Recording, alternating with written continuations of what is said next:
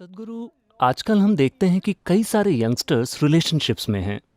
तो सभी के सामने प्यार जताना यंगस्टर्स के बीच काफ़ी कॉमन और पॉपुलर है। और हमारे लिए दूसरों के सामने अपने दोस्तों को गले लगाना या अपने साथी को चूमना बहुत ही आम बात है। लेकिन अगर हम पिछली पीढ़ी की बात करें तो वे इसे अश्लील मानते हैं। तो ये बहुत अजीब बात है कि प्यार से कोई बुरा कैसे मान सकता है। तो मेरा सवाल ये है कि आप किसके नज़रिए का समर्थन करते हैं, युवा पीढ़ी का या अपनी पीढ़ी का?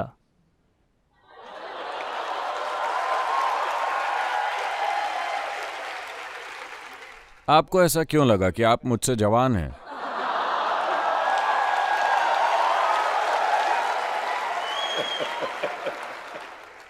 नहीं नहीं, मैं नहीं मानता कि आप मुझसे जवान हैं। तो इस सवाल के कई पहलू हैं। आपने कहा कि आजकल यंगस्टर्स रिलेशनशिप्स में हैं।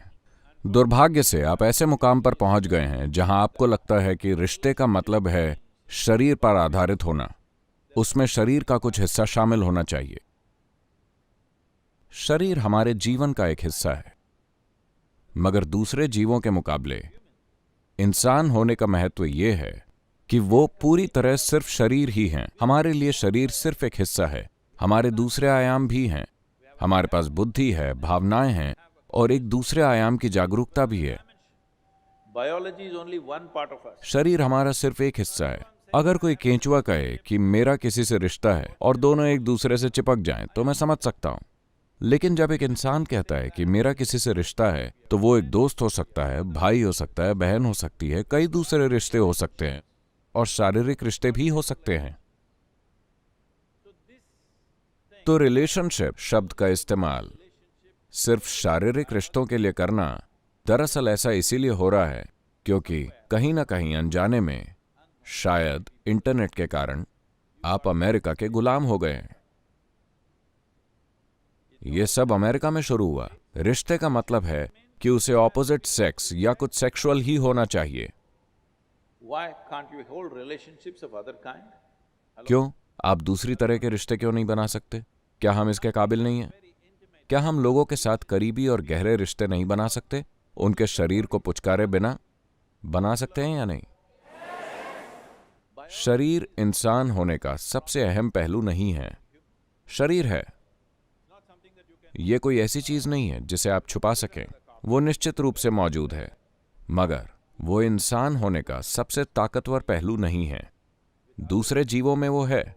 एक इंसान के लिए हम जो हैं, उसका सबसे महत्वपूर्ण पहलू है हमारी समझ, हमारी भावना, हमारी जागरूकता। ये बड़ी चीजें हैं। शरीर बस उसका एक हिस्सा है। मैं ये नहीं कह रहा कि आप शरीर को अनदेखा कीजिए। शरीर मौजूद है। जब आप कहते हैं यंगस्टर्स, तो आप उन लोगों की बातें कर रहे हैं जिनकी बुद्धि को उनके हार्मोन्स ने हाईजैक कर लिया है। जब आप 10 साल के थे, आपने लोगों को देखा, हर कोई ठीक ठाक था, वो ठीक लगते थे। आप 14-15 के हुए, आपने उन्हें देखा, उनके शरीर का हर उभार अचानक अपने आप में एक दुनिया बन गया, है कि नहीं? आपको थोड़ा और इंतजार करना होगा। जब हार्मोन्स का असर कम होता है, फिर आप लोगों को देखिए, वो फिर से सामान्य लगने लगते हैं।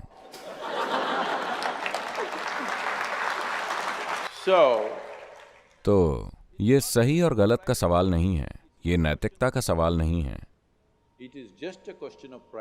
ये बस प्रायोरिटी का सवाल है। आप किस तरह की प्रायोरिटी देना चाहते हैं अपनी शारीरिक मजबूरियों को? दिल्ली में अभी अभी जब मैं आपके कॉलेज आ रहा था, कोई वहां मेन रोड पर खड़े होकर पेशाब कर रहा था। जब उसका मन होता है वो कर लेता है।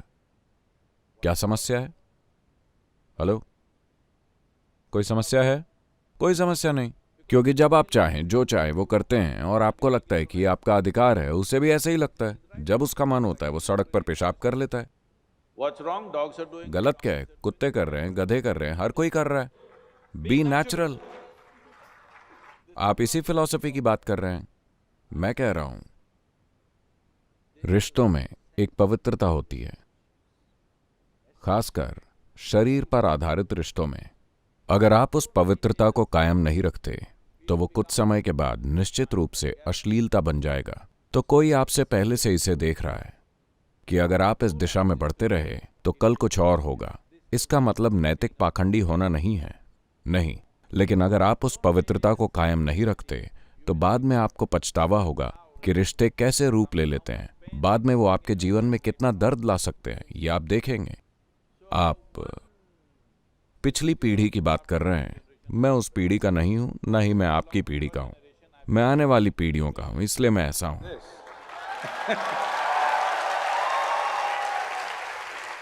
आप जिस पिछली पीढ़ी की बात कर रहे हैं, वो पीढ़ी आई थी आजादी के तुरंत बाद। आपको उनकी हकीकत समझनी चाहिए। वो एक लंबे समय तक गुलाम देश के रूप में रहे। कुछ लोग लड़े, कुछ लोग छिपते रहे।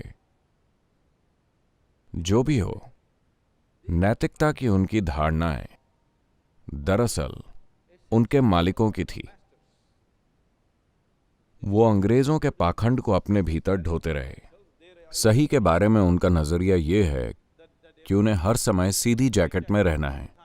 आपको उसे मानने की जरूरत नहीं है, न ही उसकी प्रतिक्रिया में कुछ मूर्खतापूर्ण करने की जरूरत है। आपको अपना जीवन समझदारी से चलाना चाहिए। आपको अपना जीवन इस तरह चलाना चाहिए कि ये जीवन भर आपके लिए काम करे। आप आज कुछ उल्टा सीधा करते हैं और कल उसकी कीमत चुकानी पड़ सकती है। तो आप अच्छी तरह सोचते क्यों नहीं कि क्या करना सबसे बेहतर होगा, क्या करें और कितना करें? है ना? मुझे किस चीज को कितना करना चाहिए, कितना शरीर, कितनी बुद्धि, कितनी भावना, कितनी जागरूकता।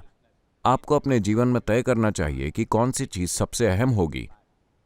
आप उस हिसाब से अपना जीवन चलाइए।